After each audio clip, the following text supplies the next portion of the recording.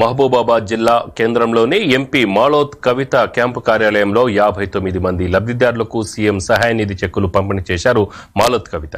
అనంతరం లబ్ధిదారులకు భోజన సదుపాయం కల్పించి సీఎం రిలీఫ్ ఫండ్ చెక్కులతో పాటు సీఎం కేసీఆర్ తెలంగాణ ముఖ చిత్రంతో కప్ను అందించారు.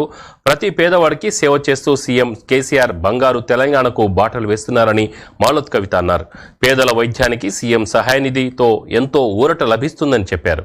అనేక సంక్షేమ కార్యక్రమాలను అమలు చేస్తున్న సీఎం కేసీఆర్ ను ప్రజలు ఎప్పటికీ గుర్తుపెట్టుకోవాలని అన్నారు మాలోత్ కవిత.